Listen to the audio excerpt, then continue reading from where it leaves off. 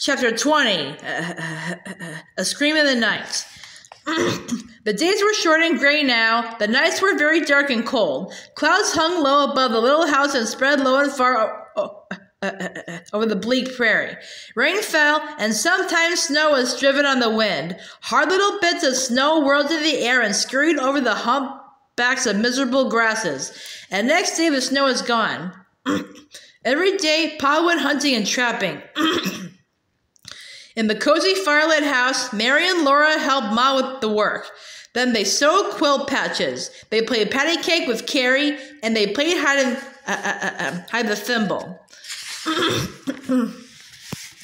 With a piece of string in their fingers, they played cat's cradle, and they played bean porridge hot. Facing each other, they clapped their hands together and against each other's hands, keeping time while they said, "Bean porridge hot, bean porridge cold, bean porridge in the pot, 9 days old. Some like it hot, some like it cold, some like it in the pot, 9 days old. I like it hot, I like it cold, I like it in the pot, 9 days old."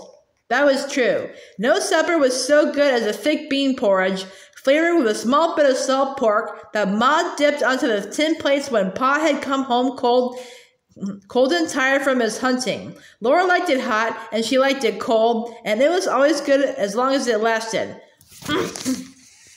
But it never really lasted 9 days. They ate it up before that.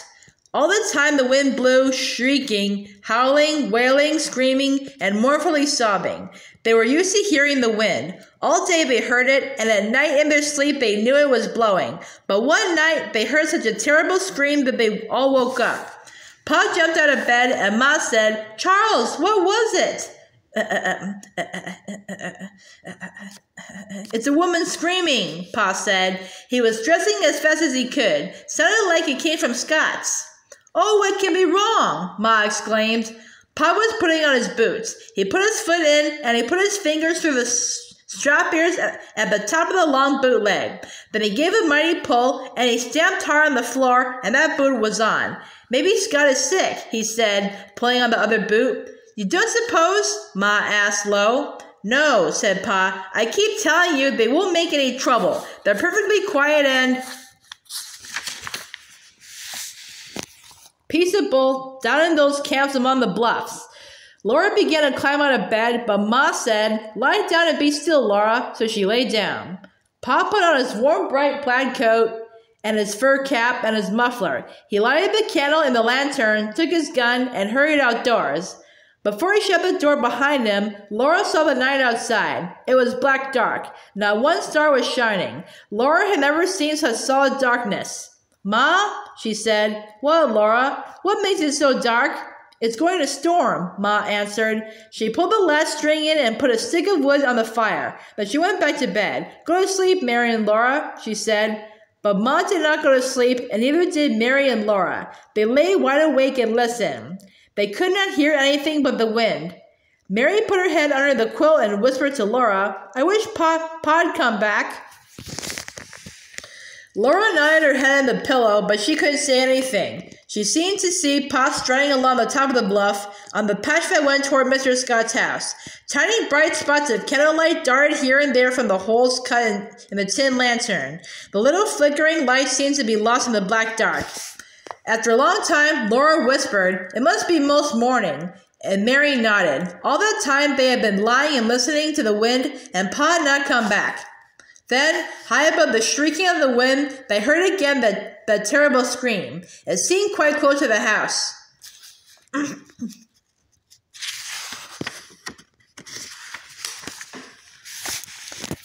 Laura screamed too and leaped out of bed. Mary ducked under the covers. Ma got up and began to dress in a hurry. She put another stick of wood on the fire and told Laura to go back to bed. But Laura begged so hard that Ma said she could stay up. "Wrap yourself in the shawl," Ma said.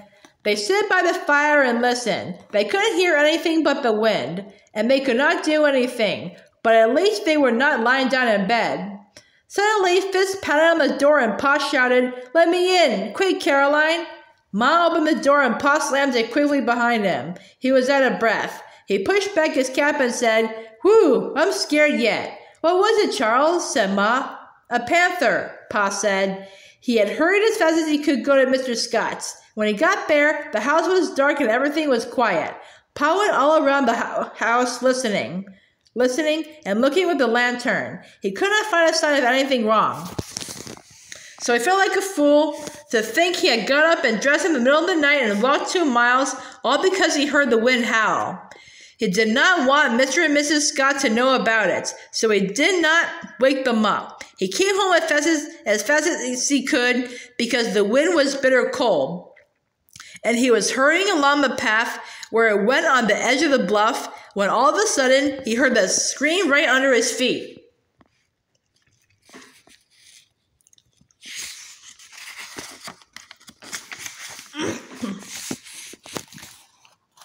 I tell you, my hair stood up till it lifted my cap, he told Laura. I lit out for home like a scared rabbit.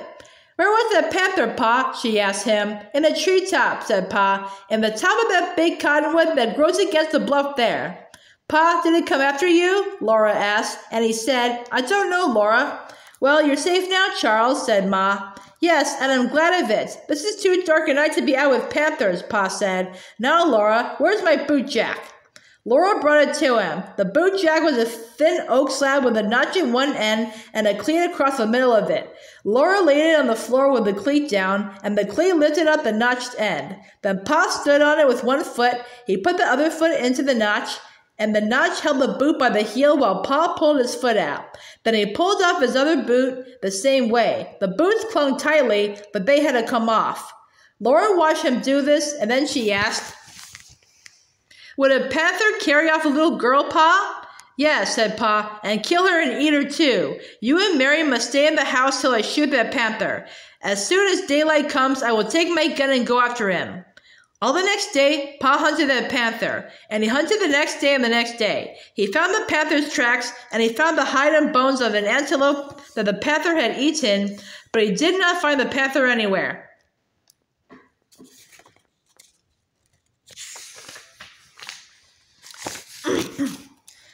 The panther went swiftly through treetops where it left no tracks. Pa said he would not stop till he killed that panther. He said, We can't have panthers running around in a country where there are little girls. But he did not kill that panther, and he did stop hunting it. One day in the woods, he met an Indian. They stood in the wet, cold woods and looked at each other, and they could not talk because they did not know each other's words. But the Indian pointed to the panther's tracks, and he made motions with his gun to show Pa that he had killed that panther. He pointed to the treetops and to the ground to show that he had shot it out of a tree. And he motioned to the sky and west and east to say that he killed it the day before. So that was all right. The panther was dead. Laura asked if a panther would carry off a little papoose and kill and eat her too, and Pa said yes. Probably that was why the Indian had killed that panther.